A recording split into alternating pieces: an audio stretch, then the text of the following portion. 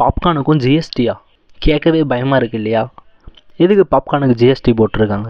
ஏன் இவ்வளோ அதிகமாக ஜிஎஸ்டி போட்டிருக்காங்க? எல்லாத்தையும் இந்த வீடியோவில் பார்ப்போம்.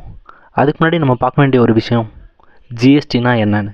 ஜிஎஸ்டினா வேறு ஒன்றும் இல்லை, குட்ஸ் அண்ட் சர்வீசஸ் டேக்ஸ்ன்னு சொல்லுவாங்க. அப்படின்னா வேறு ஒன்றும் இல்லை, அது ஒரு இன்டைரக்டான ஒரு டேக்ஸ், குட்ஸ் அண்ட் சர்வீசஸ் மேலே போடுறது. குட்ஸ்னால் எல்லாருக்கும் தெரியும் இல்லையா, மேனுஃபேக்சர் பண்ணி கன்சூமர் யூஸ்க்கு வர பொருட்களை தான் குட்ஸ்ன்னு சொல்லுவோம்.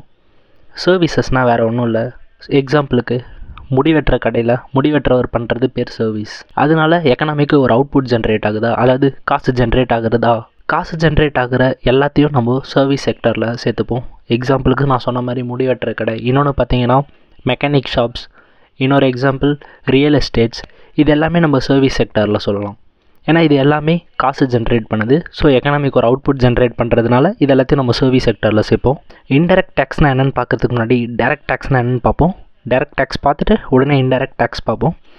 டேரக்ட் டேக்ஸ்னால் வேறு ஒன்றும் இல்லை, எக்ஸாம்பிளுக்கு இன்கம் டேக்ஸ். டெஃபினிஷன் பார்த்தீங்கன்னா incidents and impact on same person. வேறு ஒன்றும் இல்லை, இன்சிடென்ட்ஸ், இப்போ நான் பணம் சம்பாதிக்கிறேன், ஸோ நான் டேக்ஸ் கட்டணும். ஸோ இன்சிடென்ட்ஸும் என் மேலேயே இருக்குது, இம்பேக்ட்டும் என் மேலேயே இருக்குது. ஸோ இதனால் இது ஒரு டேரக்ட் டேக்ஸ், அதுதான் இன்கம் டேக்ஸ். நான் சம்பாதிக்கிறேன், ஸோ நான் சம்பாதிக்கிற பணத்துக்கு நான் டேக்ஸ் கட்டுறேன், இது இன்கம் டேக்ஸ். இதே இன்டைரக்ட் டேக்ஸ்னால் incidents and impact on different person. அது இன்சிடென்ட்ஸ் பார்த்தீங்கன்னா மேனுஃபேக்சர் பண்ணுற ஒருத்தர்கிட்ட காசு போகுது, பட் இம்பேக்ட் பார்த்தீங்கன்னா கஸ்டமர்ஸ் மேலே இருக்கும். மேனுஃபேக்சர் பண்ணுறவர் பொருளை மேனுஃபேக்சர் பண்ணுறாரு, ப்ராஃபிட்டும் அவர் தான் சம்பாதிக்கிறாரு. ஆனால் இந்த டேக்ஸை பியர் பண்ணுறவங்க யாருன்னு பார்த்தீங்கன்னா கஸ்டமர்ஸ். இதுதான் இன்டைரக்ட் டேக்ஸ்.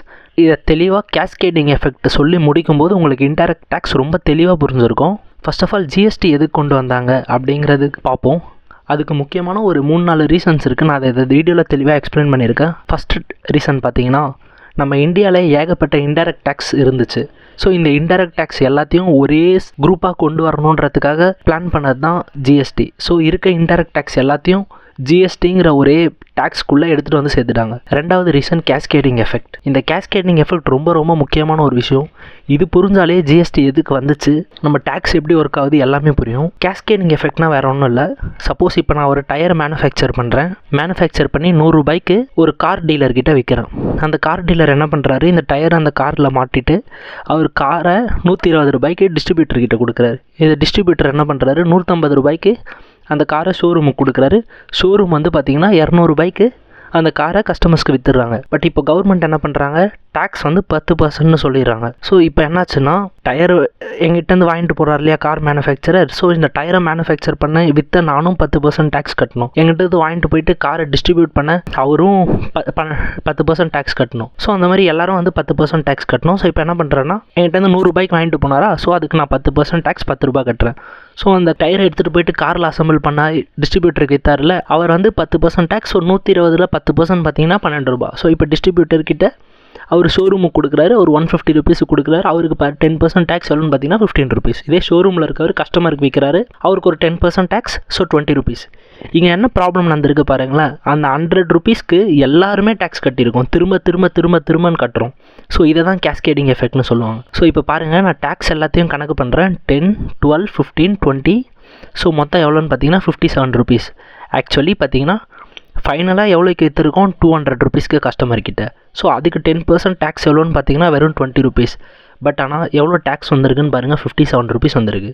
ஸோ இப்படி ஒரு ப்ராப்ளம் இருந்தது. அதாவது இப்போ நான் வந்து பார்த்தீங்கன்னா 100 ரூபாய்க்கு நான் ஏற்கனவே 10% டேக்ஸ் 10 ரூபா கட்டிட்டேன். பட் இங்கே எங்கிட்டேருந்து டயர் எடுத்துன்னு போயிட்டு ஒரு கார் அசம்பிள் பண்ணார் இல்லையா, அவரும் நான் கட்டின டேக்ஸுக்கு அவரும் திரும்ப டேக்ஸ் கட்டியிருக்காரு. நான் 100 ரூபாய்க்கு ஏற்கனவே டேக்ஸ் கட்டிட்டேன். ஸோ இப்போ அவர் 120 ரூபாய்க்கு அந்த எங்கிட்டேருந்து 100 ரூபாய்க்கு வாங்கிட்டு போயிட்டு 120 ரூபாய்க்கு டிஸ்ட்ரிபியூட்டர் விற்கிறாருன்னா, அவர் அந்த 120 ரூபாயில் பார்த்தீங்கன்னா அந்த 100 ரூபாவும் சேரும். ஸோ அதுக்கும் சேர்த்து அவர் டேக்ஸ் கட்டியிருக்காரு.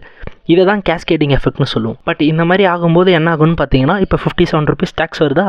ஸோ இப்போ ஆக்சுவலி பார்த்தீங்கன்னா 20 ருபீஸ் நம்ம டேக்ஸ் கட்ட வேண்டிய இடத்துல ஒட்டு மொத்தமாக சிஸ்டம் பார்த்தீங்கன்னா 57 ருபீஸ் டேக்ஸ் பே பண்ணியிருப்போம். இந்த பிரச்சனையை சால்வ் பண்ண தான், அதாவது ஆல்ரெடி டேக்ஸ் கட்டின பணத்துக்கே திரும்பவும் டேக்ஸ் கட்டுறோம் இல்லையா, இந்த இஷ்யூவை சால்வ் பண்ணுறதுக்காக வந்தது தான் வேல்யூ ஆடட் டேக்ஸ், வேட்டுன்னு சொல்லுவோம். வேல்யூ ஆடட்னா வேறு ஒன்றும் இல்லை, வேல்யூ அடிஷன்னு சொல்லுவாங்க. அதாவது எக்ஸ்ட்ரா ஆட் பண்ணுற வேல்யூக்கு மட்டும் டேக்ஸ் கட்டினா போதும், ஏற்கனவே கட்டின பணத்துக்கு டேக்ஸ் கட்ட வேணாம்னு சொல்கிறது தான் இந்த டேக்ஸ். எக்ஸாம்பிள் பாருங்கள், ரொம்ப கிளியராக புரியும். இப்போ நான் டயர் 100 ரூபாய்க்கு கொடுக்குறேன் ஒரு கார் மேனுஃபேக்சரர் கிட்ட. அந்த கார் மேனுஃபேக்சர் கிட்ட நான் கொடுக்கறதுக்கு 10% நான் டேக்ஸ் கட்டணும் இல்லையா? நான் டேக்ஸ் கட்டிடுறேன், 10 rupees கட்டிடுறேன் கவர்மெண்ட்டுக்கு. ஓகேங்களா? நான் 10% டேக்ஸ் கட்டிட்டேன். ஸோ இப்போ என்னாச்சுன்னா, இந்த கார் மேனுஃபேக்சரர் பண்ணுறவர் எங்கிட்டேருந்து டயரை வாங்கிட்டு போகிறாரு. அவர் என்ன பண்ணுறாருன்னா, எங்கிட்டேருந்து காரை வாங்கிட்டு எவ்வளோ ருபீஸ் ஏற்றுறாரு? 20 rupees ஏற்றுறாரு. விலை ஏற்றிருக்காருல, அந்த 20 rupees தான் வேல்யூ அடிஷன்னு சொல்லுவோம். அவர் இந்த வேல்யூ அடிஷனுக்கு டேக்ஸ் கட்டினா போதும். ஸோ அந்த வேல்யூ அடிஷனுக்கு டேக்ஸ் இப்போ 20 rupeesனா அதுக்கு 10% எவ்வளோ? 2 rupees.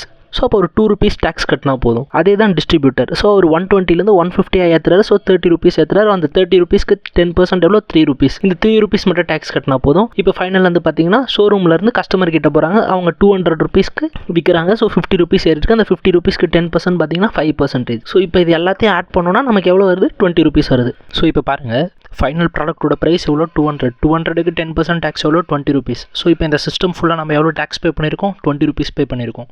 ஸோ ஆக்சுவலி 20 இப்போ ஈக்குவல் ஆகிடுச்சா? பட் ஆக்சுவலி என்ன நடக்கும்னு பார்த்தீங்கன்னா, இந்த ஒட்டுமொத்த டேக்ஸையும் கடைசியில் கஸ்டமர் தான் பியர் பண்ணணும். ஏன்னா இது ஒரு இன்டைரக்ட் டேக்ஸ். ஸோ ஆக்சுவலி வேல்யூவோட டேக்ஸில் எல்லாமே கரெக்டாக வந்துருச்சு. அப்புறம் எதுக்கு ஜிஎஸ்டிக்கு மாறினாங்கன்னு கேட்டிங்கன்னா, 2 முக்கியமான காரணம். ஒன்று, வேல்யூ ஆடட் டேக்ஸ் வந்து பார்த்திங்கன்னா ஒரு ஸ்டேட் டேக்ஸ். அதாவது வேல்யூ ஆடட் டேக்ஸை ஃபுல்லாக ஸ்டேட் கவர்மெண்ட்ஸோட கண்ட்ரோலில் இருக்கும். ஸோ ஸ்டேட் கவர்மெண்ட்ஸ் என்ன பண்ணியிருப்பாங்கன்னா, அவங்கவுங்க ஸ்டேட்டுக்கு ஏற்ற மாதிரி டிஃப்ரெண்ட்டான ரேட்ஸ் வச்சுருப்பாங்க. சப்போஸ் எக்ஸாம்பிளுக்கு பார்த்தீங்கன்னா, தமிழ்நாட்டில் ஒரு டேக்ஸ் இருக்கும், ஆந்திர பிரதேசில் ஒரு டேக்ஸ் இருக்கும், மகாராஷ்டிராவில் ஒரு டேக்ஸ் இருக்கும், மத்திய பிரதேசில் ஒரு டேக்ஸ் இருக்கும். ஸோ இந்த மாதிரி டிஃப்ரெண்ட் ஸ்டேட்ஸுக்கு டிஃப்ரெண்ட் டேக்ஸஸ் இருக்கும். ஸோ இதில் ஒரு யூனிஃபார்மிட்டி இல்லை இல்லைங்களா? ஸோ ஒரு ஸ்டேட்டில் ஒரு டேக்ஸ் இருக்கிறது இது கொஞ்சம் குழப்பத்தை உருவாக்குச்சு. ரெண்டாவது ரீசன் என்ன பார்த்தீங்கன்னா, வேல்யூ ஆடட் டேக்ஸை நிறைய பேர் இல்லீகலாக யூஸ் பண்ண ஆரம்பித்தாங்க. ஸோ இதனால் கஸ்டமர்ஸ் நிறைய சஃபர் ஆனாங்க. ஸோ இதில் சால்வ் பண்ண என்ன பண்ணியிருப்பாங்கன்னா, ஜிஎஸ்டி கொண்டு வந்திருப்பாங்க. ஜிஎஸ்டியில் முக்கியமான ஒரு கான்செப்ட் என்ன வந்திருக்குன்னா, இன்புட் டேக்ஸ் கிரெடிட்னு. அப்படின்னா என்னென்னு பார்ப்போம். இப்போ நான் டயரை மேனுஃபேக்சர் பண்ணுறேன். நான் என்ன பண்ணுறேன்னா, எனக்கு 10% டேக்ஸ் எவ்வளோ? 10 rupees நான் கட்டிட்டேன். ஓகேங்களா? இப்போ என்ன பண்ணுறாரு, நான் கார் மேனுஃபேக்சர் பண்ணுறவர்கிட்ட இந்த 10 rupees நான் டேக்ஸை வாங்கணும். ஸோ நான் பில் என்ன போட்டு தருவேன்னா, 100 ரூபா + 10 ரூபா 110 ரூபா பில் போட்டு தருவேன் கார் மேனுஃபேக்சர் பண்ணுறவர்கிட்ட. ஸோ இப்போ அவர் என்ன பண்ணுறாரு, 110 ரூபா கொடுத்து என்கிட்ட டயர் வாங்கிட்டு போகிறாரு. ஸோ இப்போ பார்த்தீங்களா, 110 ரூபா நான் கட்டின 10 ரூபா டேக்ஸ் இங்கே காணாமல் போயிடுச்சு. எனக்கு இன்புட் டேக்ஸ் கிரெடிட்டாக அடுத்தவர்கிட்டேருந்து வாங்கிட்டேன். ஸோ 110 ரூபா வாங்கிட்டேன். ஸோ நான் கட்டின டேக்ஸும் சேர்த்து வாங்கிட்டேன். இப்போ நான் எவ்வளோக்கு மேனுஃபேக்சர் பண்ணணும் அவ்வளோக்கு தான் நான் கார் மேனுஃபேக்சர் பண்ணுறவர்கிட்ட நான் கொடுத்துருக்கேன். ஓகேங்களா? இப்போ அவர் என்ன பண்ணுறாரு, 120 ரூபாய்க்கு விற்கிறாரு. ஸோ அவர் என்ன பண்ணணும், 10% டேக்ஸ் போட்டு வாங்கணும். அவர் என்ன பண்ணுறாரு, டிஸ்ட்ரிபியூட்டர்கிட்டேருந்து 10% டேக்ஸ். ஸோ 12 ரூபா. ஓகேங்களா? 12 ரூபா வந்து டிஸ்ட்ரிபியூட்டர்கிட்டேருந்து கார் மேனுஃபேக்சர் பண்ணுறவர் டேக்ஸாக வாங்கிறார். 12 ரூபாவா டிஸ்ட்ரிபியூட்டர்கிட்டேருந்து வாங்குறாரு இல்லையா? அவர் எனக்கு ஏற்கனவே ஒரு 10 ரூபா டேக்ஸாக கொடுத்துருக்காரு இல்லையா?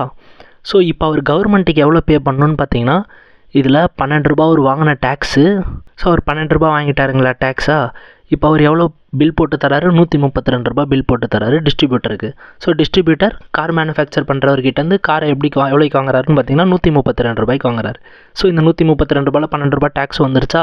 இப்போ ஆல்ரெடி கார் மேனுஃபேக்சர் பண்ணவர் என்ன பண்ணார், என்கிட்ட ஒரு 10 ரூபா வேறு டேக்ஸாக கொடுத்துருக்காரா? ஸோ இப்போ என்ன ஆகுன்னு பார்த்தீங்கன்னா, அவர் டிஸ்ட்ரிபியூட்டர்கிட்டேருந்து 12 ரூபா வாங்கியிருக்காரு, எனக்கு 10 ரூபா டேக்ஸாக கொடுத்துருக்காரு. இது ரெண்டையும் மைனஸ் பண்ணி எவ்வளோ வருது, 2 rupees வருது. ஸோ இந்த 2 rupees மட்டும் அவர் கவர்மெண்ட்டுக்கு டேக்ஸ் கட்டினா போதும். அடுத்து பார்த்தீங்கன்னா டிஸ்ட்ரிபியூட்டர் என்ன பண்ணுறாரு, கார் மேனுஃபேக்சர் பண்ணுறவர் 12 rupees டேக்ஸ் கட்டியிருக்காரா? இப்போ ப்ரைஸ் எவ்வளோ சொல்கிறாரு, 150 rupees சொல்கிறாரு. அந்த 150 rupeesக்கு 10% டேக்ஸ் எவ்வளோ, 15 rupees. ஸோ இப்போ அவர் என்ன பண்ணுறாரு, அந்த 15 rupees டேக்ஸும் சேர்த்து 150 + 15 165 rupeesக்கு ஷோரூம் கடைக்காரர்கிட்ட காரை சேல் பண்ணுறாரு. ஷோரூம் கடைக்காரர்கிட்டேருந்து பில் எவ்வளோ போட்டு வாங்குறாரு, 165 rupeesக்கு. இப்போ என்னாச்சுன்னு பாருங்கள், டிஸ்ட்ரிபியூட்டர் ஒரு 12 ரூபா டேக்ஸ் ஏற்கனவே கார் மேனுஃபேக்சர் பண்ணுறவர் கட்டியிருக்காரு. ஷோரூம் கடைக்காரர்கிட்டேருந்து 15 rupees டேக்ஸாக வாங்கியிருக்காரு. ஸோ இப்போ அவருக்கு எவ்வளோ வருது, 15ல் 12 போயிட்டு அவருக்கு எவ்வளோ மிச்சம் இருக்குது, 3 rupees இருக்குது. அவர் இந்த 3 rupees மட்டும் டேக்ஸ் கட்டினா போதும். இப்போ அடுத்து ஷோரூமில் இருக்கவர் கஸ்டமருக்கு விற்கிறாரு. ஸோ கஸ்டமருக்கு எவ்வளோக்கு விற்கிறாரு, 200 rupeesக்கு விற்கிறாரு. அதுக்கு 10% டேக்ஸ் எவ்வளோ, 20 rupees. இப்போ இந்த 20 rupees வந்து பார்த்தீங்கன்னா ஷோரூம் கடைக்காரர் கஸ்டமர்கிட்டேருந்து வாங்குறாரு. அவர் ஒரு 15 rupees ஏற்கனவே டிஸ்ட்ரிபியூட்டருக்கு டேக்ஸை கட்டியிருக்காரு. ஸோ இப்போ அந்த ஷோரூம் கடைக்காரர் வந்து பார்த்தீங்கன்னா 220 rupees பில் போட்டு கஸ்டமர்கிட்டேருந்து வாங்குறாரு. ஸோ இப்போ அவர் அந்த 20ல் -5 15 போச்சுன்னா வெறும் 5 rupees. அவர் இந்த 5 rupees மட்டும் டேக்ஸ் கட்டினா போதும். ஆக்சுவலி இப்போ கடைசியில் பாருங்கள், டேக்ஸ் 10%. கஸ்டமர் எவ்வளோ பே பண்ணியிருக்காங்க பாருங்கள், டேக்ஸ் எல்லாத்தையும் ஆட் பண்ணி பாருங்கள், 10 2 3 5. ஸோ மொத்தம் 20 rupees. ஸோ இதை எல்லாரும் சேர்ந்து கடைசியில் கஸ்டமர்கிட்ட வாங்கிட்டாங்க பாருங்கள். ஸோ இப்போ ஆக்சுவலி பார்த்தீங்கன்னா பொருள் 200 rupeesக்கு வாங்குறாரு கஸ்டமர், அதுக்கு டேக்ஸ் எவ்வளோ, 10 rupees. ஸோ ஆக்சுவலி பார்த்தீங்கன்னா 220 rupees கஸ்டமர் பே பண்ணிடுறாரு. ஸோ இது மூலமாக நமக்கு ஒரு விஷயம் தெளிவாக தெரிஞ்சிருக்கும் இன்டெரக்ட் டேக்ஸ் எப்படி ஒர்க் ஆகுதுன்னு. ஸோ இவங்க எல்லாரும் மேனுஃபேக்சர் பண்ணாலும் எது பண்ணாலுமே டேக்ஸ் வந்து பார்த்தீங்கன்னா கடைசியில் கஸ்டமர் தலையில் தான் கட்ட போகிறாங்க. ஸோ அதனால தான் இன்கம் டேக்ஸ். ஸோ இன்சிடென்ட்ஸ் வந்து பார்த்தீங்கன்னா இதை மேனுஃபேக்சர் பண்ணுறவங்க வேறு யாரோ. ஸோ இப்போ ஒரு டயர் மேனுஃபேக்சர் பண்ணுறவர் தான் மேனுஃபேக்சர் பண்ணுறவர். ஆனால் இதோட இன்சிடென்ட்ஸ் பியர் பண்ணுறது யாருன்னா ஒரு கஸ்டமர். ஓகேங்களா, இதுதான். ஸோ இந்த கேஸ்கேடிங் எஃபெக்டை எலிமினேட் பண்ண தான் ஜிஎஸ்டி கொண்டு வந்தாங்க. இன்புட் டேக்ஸ் கிரெடிட் மூலமாக இப்போ வரையும் அது வந்து பக்காவாக நடந்துகிட்ருக்கு.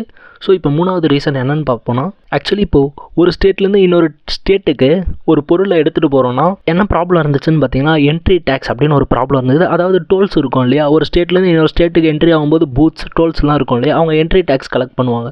அதாவது இந்த பொருள் எடுத்துகிட்டு போகிற வண்டிங்க கிட்டே என்ட்ரி டேக்ஸ் கலெக்ட் பண்ணுவாங்க. அதாவது நீங்கள் எங்கள் ஸ்டேட்குள்ளே என்ட்ரி ஆகிறீங்க இல்லையா, என்ட்ரி டேக்ஸ் கொடுங்கன்னு சொல்லிட்டு. இந்த மாதிரி ஒரு ஸ்டேட் உள்ள போகிற டிரான்ஸ்போர்ட் லாரினா பரவாயில்ல, ஒரு ஸ்டேட்டோட கட்டு போயிடுவாங்க. ஏதாவது ஒரு 4-5 ஸ்டேட் கிராஸ் பண்ணி போகிற ஒரு லாரினா யோசிச்சு பாருங்கள், அது போகிற ஸ்டேட் எல்லாத்துலேயும் என்ட்ரி டேக்ஸ் கட்டு போகணும். இதனால் என்ன ஆகும்னா டிரான்ஸ்போர்ட்டேஷன் காஸ்ட் ஹெவியாக ஏறும்.